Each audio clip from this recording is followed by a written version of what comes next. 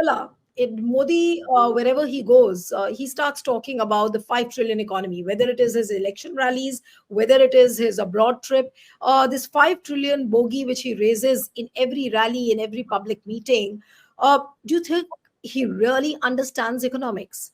Why does he raise this 5 trillion bogey every time, whenever he's speaking on I already economy? said this, Neelu, that this government is the most incompetent as far as the economy is concerned. This government and this regime is competent only in inciting hate and dividing people and othering of people, and you know is this competent only in creating an atmosphere where you know minorities feel that it is not they're not safe in this country. That is, look at what is happening in Manipur now.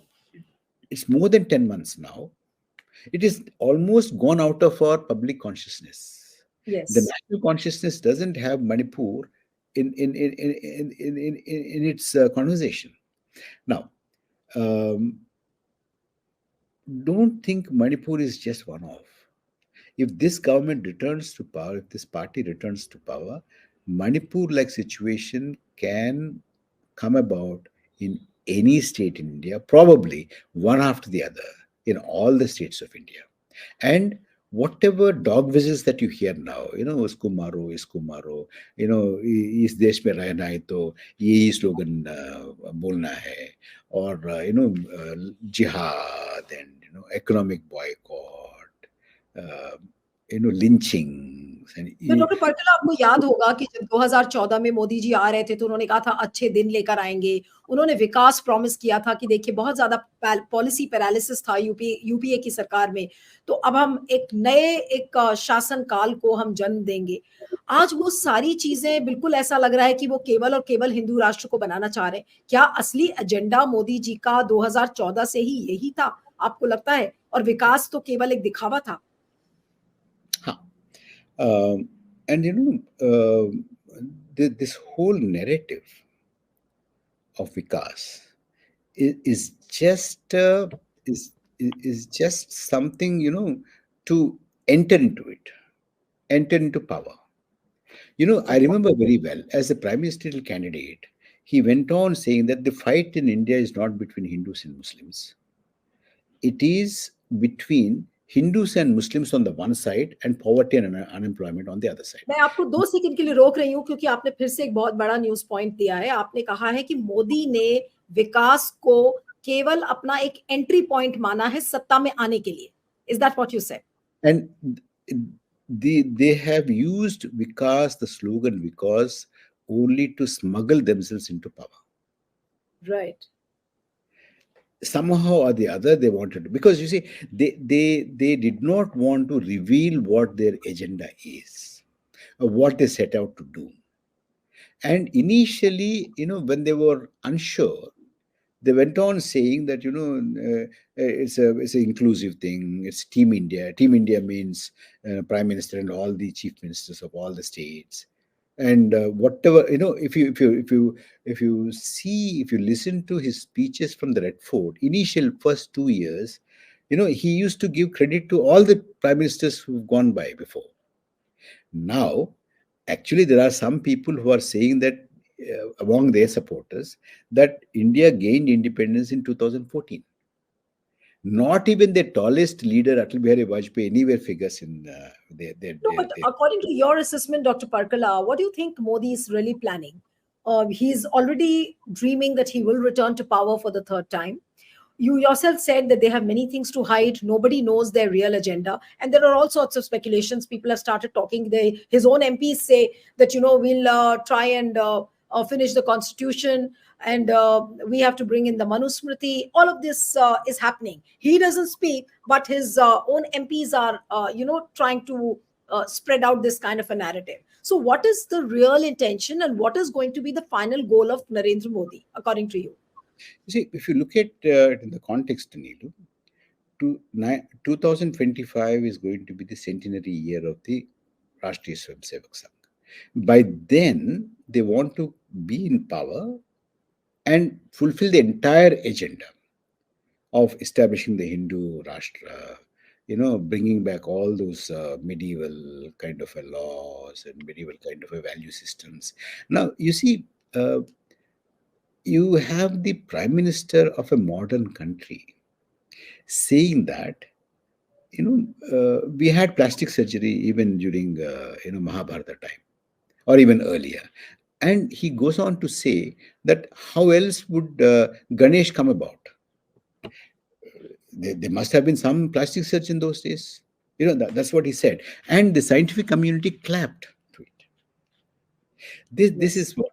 Now, let me come back to the lived experience or lived experience of the people. Government might say that, they are controlling the prices and all that.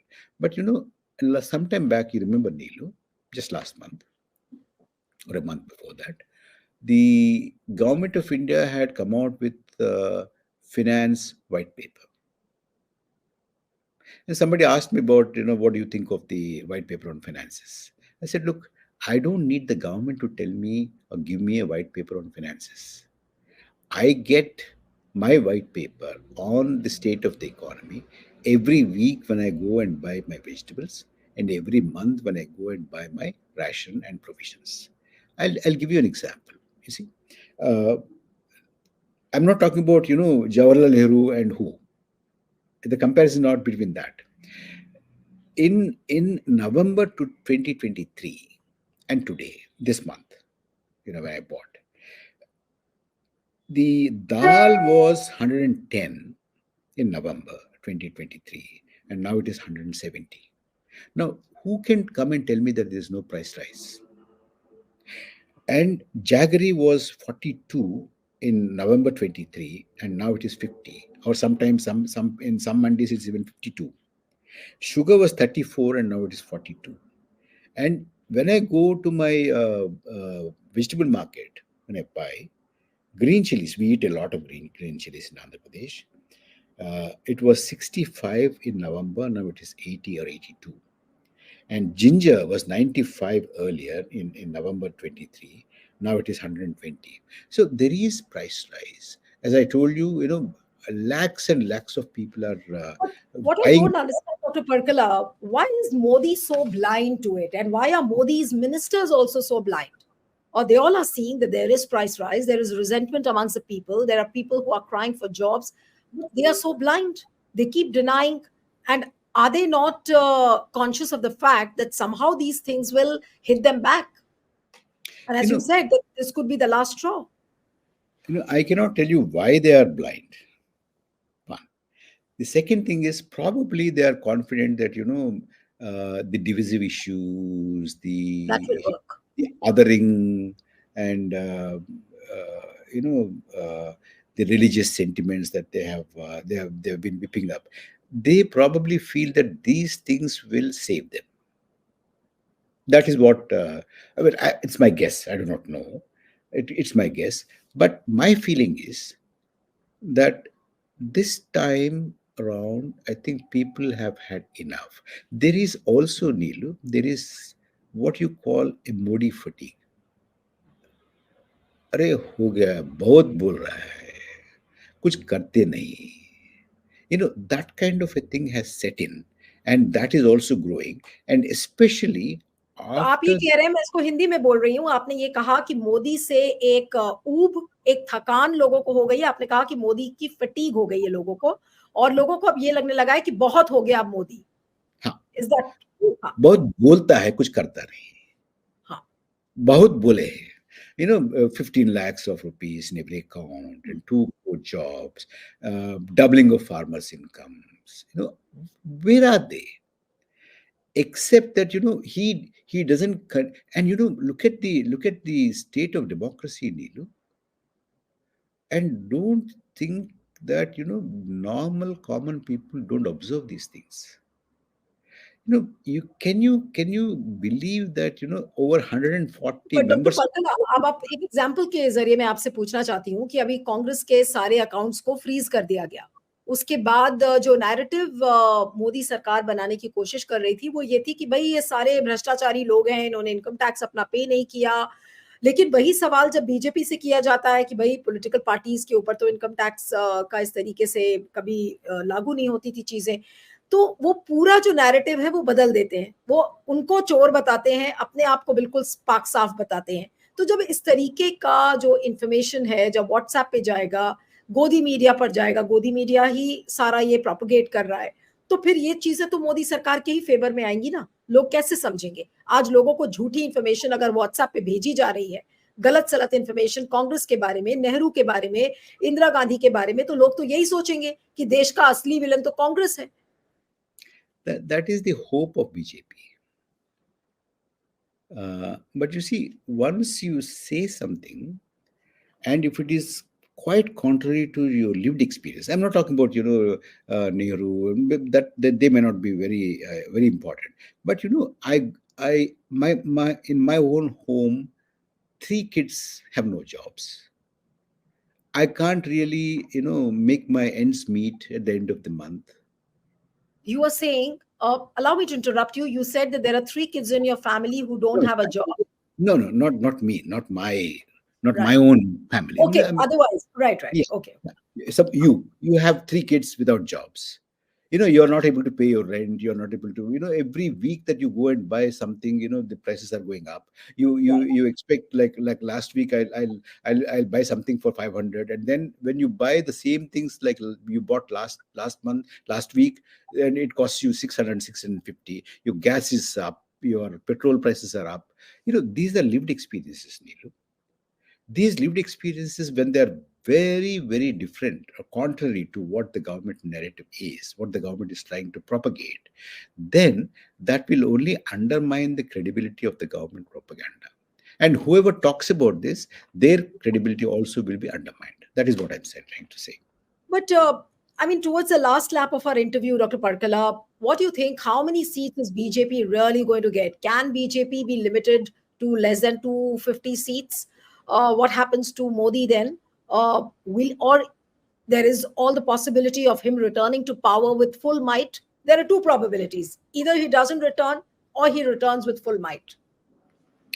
नीलू, भविष्यवाणी तो मैं बता नहीं सकता हूँ. I do not know. But the point I'm making is this, that if you keep looking at Modi versus who, then your prism is going to be different. But if you look at it, as Modi versus the people of India, or the BJP versus the people of India, it's not BJP versus another political party, Modi versus another leader, NDA Gathbandhan, or other Gathbandhan versus other Gathbandhan. It's not that. It has come to a stage now, especially after the Modi gate, and the kind of Modi fatigue that is already very, very, very prevalent in the country. The point now is, it is Modi versus the rest of India. It's the people of India versus Modi. This is one. The second thing is, there are no inevitables in history. It is the human agency. What do we do? What do people do? That it depends on that. Now, if at all, by the outside chance, if this government and if this dispensation returns to power, I'm worried that we may not see another election in this country. One. And the kind of dog whistles that you hear now, lynching, marking of houses, and calling for economic boycott, these things, there will not be any more dog whistles, but these dog whistles will become open calls from the ramparts of Red Fort from next year onwards. That is the danger that is staring in the face of India. So, what should the people do? What would you suggest to the people of India, millions of people who will be watching this interview? What do you have to tell the people of India? I think this government should be thrown out. And what should Modi do, according to you? Well, now, who am I to tell Modi what he should do? I think that's past the thing. I mean, it's over. Right. So one or two, some personal questions, one or two questions, and then I'm going to end the program. That when you criticize the Modi government, and people do know that your spouse is in the cabinet, you don't feel threatened. You are never told that why are you speaking against the government, or is there not some kind of a pressure on you, maybe from the ED, CBI, because you are commenting against them all the time? Nilu, I do get some calls, anonymous calls. They talk nonsense, and of course there's some trolling on my social media timelines and all that. But I'm used to these things. It doesn't really bother me, so that's fine. No, but you don't get that sort of a pressure that your own wife is a finance minister and you are speaking against the economy, you are speaking against the government line. You never told about these things from anybody within the government. Uh, I think that's a bit out of syllabus.